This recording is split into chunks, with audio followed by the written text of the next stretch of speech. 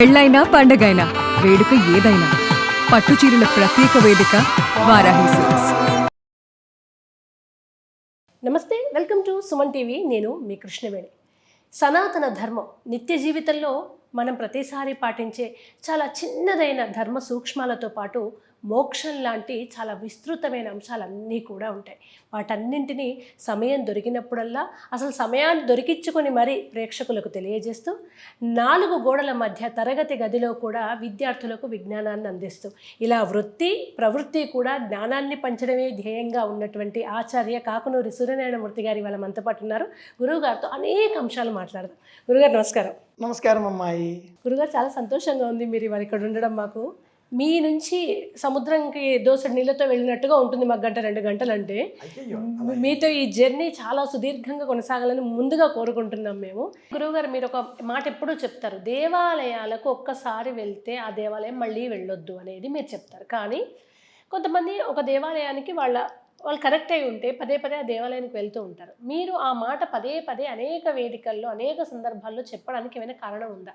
శ్రీరామ జయం. అమ్మ, దేవుడు నీలోనే ఉన్నాడు. మిర్రర్ ఇమాజినేషన్ అని చెప్తుంది ఫిజిక్స్. మిర్రర్ ఇమేజెస్లో చూడాలి. చాలా వేదాంతం అండి, అంత మాకు కాదు. మేము తిరుపతికి పోతేనే మనుషులం అవుతాం. తిరుపతికి వెళ్ళిన తర్వాత స్వామిని ఒక్కసారి చూశారు. కన్నులారా పదపద్మముల నుండి పాయదునా దృష్టి చూసాం, మొత్తం చూసాం, అయిపోయింది. కళ్ళు మూసుకుంటే మళ్ళీ స్వామి మన మనసులో కనపడాలి. మనం బయట కూర్చుని ఒక శ్లోకం చెప్పుకుంటూ ఉంటాం. అనాయాసేన మరణం వినా దైన్యేన జీవనం దేహాంతేత వసాయుజ్యం దేహిమే పరమేశ్వర. తండ్రి చూశారు, సంతోషం, ఈ జన్మకి అయిపోయింది, వెళ్ళిపోవాలి. మళ్ళీ రావడం అంటే ఆ స్వామిని దర్శించడం కోసం వచ్చే ఇతరుల అవకాశాలను మీరు కొల్లగొట్టినట్టు. ఓకే, ఇతరులు రావాలి కదా, రాకుండా మీరే మళ్ళీ వెళుతున్నారు కదా, అది పాపం. వారి అవకాశాన్ని మీరు కొట్టేశారు. కానీ మొక్కుకుంటారు కదా, ఈసారి తిరుపతికి వెళ్తే నాకు ఉద్యోగం వచ్చింది, నెక్స్ట్ టైం స్వామి నాకు పెళ్ళి అయితే మళ్ళీ వస్తా. వెంకటేశ్వర స్వామి వారికి ఇదే పనే, నీకు ఉద్యోగం ఇవ్వడమే ఆయన పనే. నేను నమ్మానండి, నాకు ఉద్యోగం ఇవ్వడం కోసమే వెంకటేశ్వర స్వామి వారు ఆకాశంలోంచి భూమి నడుచుకుంటూ వచ్చాడు.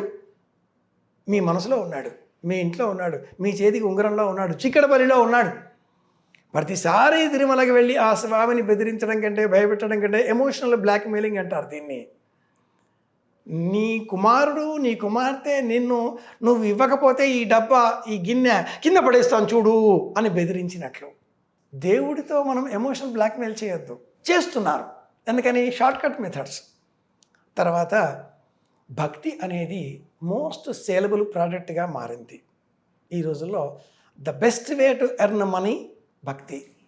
సంవత్సరకాలం ఉంటాయి పండుగలు, సంవత్సరకాలం ఉంటాయి దీక్షలు, సంవత్సరకాలం ఉంటాయి పూజా పునస్కారాలు, సంవత్సరకాలం ఉంటాయి ఆలయాలు, సంవత్సరకాలం ఉంటాయి ఏదో ఒక వ్రతాలు, నోములు, పూజలు, సందర్భాలు. దేర్ఫోర్ భగవంతుడిని మనం పూజించినట్లుగా పక్క వాళ్ళకి చెప్పుకుంటే అది నాకు ఒక కీర్తి.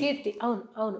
రిమోట్ ఏరియాలో ఒక రియల్ ఎస్టేట్ బిజినెస్ ఓనర్ ఆ ప్రాంతంను డెవలప్ చేయాలి అంటే ముందుగా ఒక వెంకటేశ్వర ఆలయం కట్టాలి. ఆ మధ్యకాలంలో 90s 2000sలో సాయిబాబా ఆలయం కూడా కట్టేవాళ్ళు, జనాలు వస్తారు అని చెప్పి. ఒక వేవ్ పోతూ ఉంటుంది కాబట్టి. అలాగే ఒక శివాలయం కడితే డెవలప్మెంట్ ఉండదేమో, దుర్గ ఆలయం కడదాం. Latest salable product in the market ఆషాఢ మాసానికి సంబంధించి ఈ కొత్తగా ఏర్పడినటువంటి వారాహి అమ్మవారి ఆలయాలు, దశమహావిద్యలు, బగళాముఖి ఆలయాలు, ఇవన్నీ రహస్యమైనవి, అతి గోప్యమైనవి, గుప్త నవరాత్రులతో పేరు పొందినవి, సాధకులకు మాత్రమే తెలిసేవి. కానీ ఎందుకు క్షణకాలంలో మీ కోరికలన్నీ నెరవేర్చేదేవి అన్న పేరిట ఒక ఆలయంలో అమ్మవారి పేరే క్షణ అన్న పేరుతో పెట్టారు, నిమిషాంబికాదేవి అన్న పేరిట.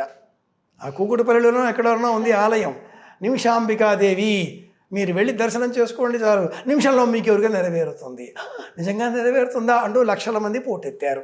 తర్వాత కొంతమందికి మీ ఈ సోషల్ మీడియా కారణంగా ఏమిటో మేము పోయాం కానీ ఏమీ లేదు. నిమిషంలో అమ్మవారు వింటుంది. మీరు మీ కోరిక తీరిన తర్వాత మళ్ళీ దర్శనం చేసుకోవాలి.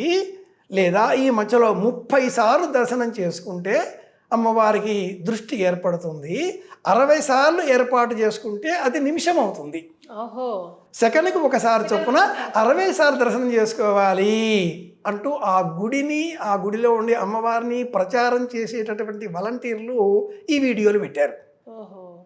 ఇవన్నీ మీరు చూడొచ్చు, వెరిఫై చేసుకుంటే అన్నీ దొరుకుతాయి. ఈ రోజుల్లో ChatGPT అన్నీ చెప్తుంది, నిమిషాంబికాదేవి. మనమే చేస్తున్నాం కదా.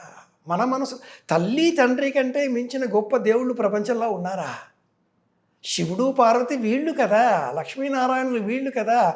ఈ జ్ఞానాన్ని మనకు వేదం బోధించింది, ధర్మం బోధించింది, శాసనం బోధించింది. ఏతదను శాసనం ఏవముపాసితవ్యం. మనం వినట్లేదు అంతే. ధన్యవాదాలు గురుగారు. శ్రీరామ జయం.